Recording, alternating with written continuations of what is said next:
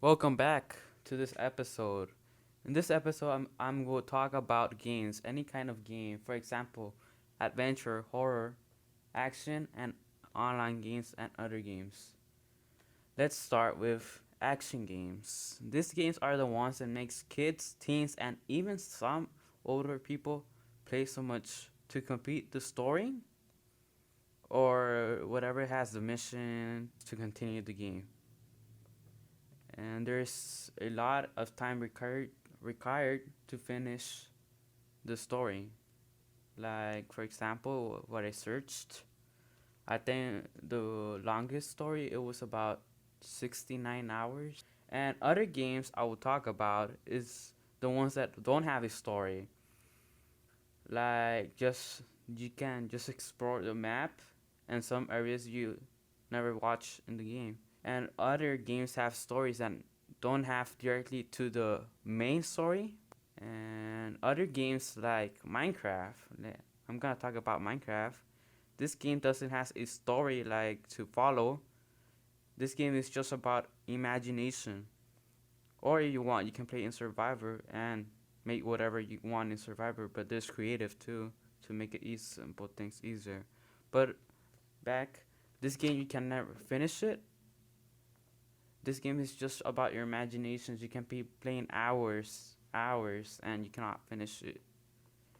And okay, other games I will talk about is the online games.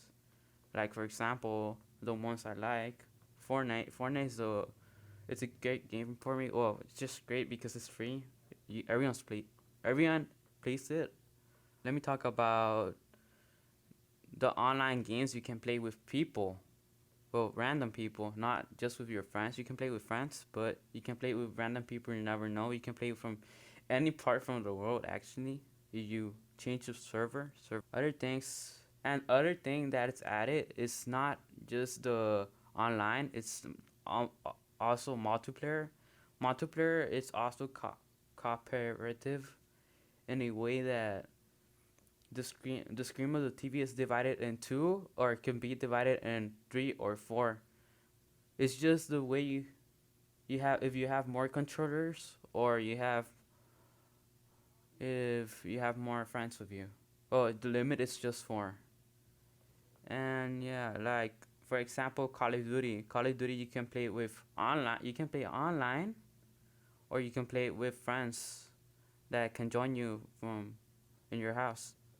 I will talk about the history of the games. The first ever game invented was in 1958 in October, created by William Higginbotham, something like that. I don't know how to spell this, but yeah.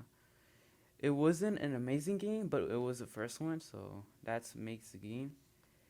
Um, other game that was famous in the 19th, I think it was the 19th onto 2000 something, but I don't know.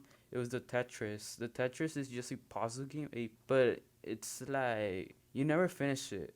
It's the one that makes the most points.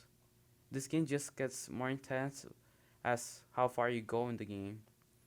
And Tetris was created in June 1984 by Alexei Jahi. No, the way you could play games in the games on the 19th was by playing the arcade machines. These machines look like old TV box. That's like I remember them because I do like them, but when I saw them, it was weird because I never saw them before. But yeah, with TV, I call them the TV boxes with joysticks and with buttons. You can just hit. Old games was like Street Fighter, Pac-Man, and other more like Tetris too, and more. And onto other games like the consoles were invented, the computers, and more. And I will add more things. I will talk about how these games could affect in a good way and a bad way. A good way is by being more interactive with people too. Well, sometimes it could be bad by seeing the way how many times you play. Like if you play all the time and don't go out, that's really bad. So I don't think so. I don't playing like a day, at least 3 4 hours the most. I don't follow those rules. Yeah, I don't follow them, but whatever. And this will conclude this episode. So later, guys.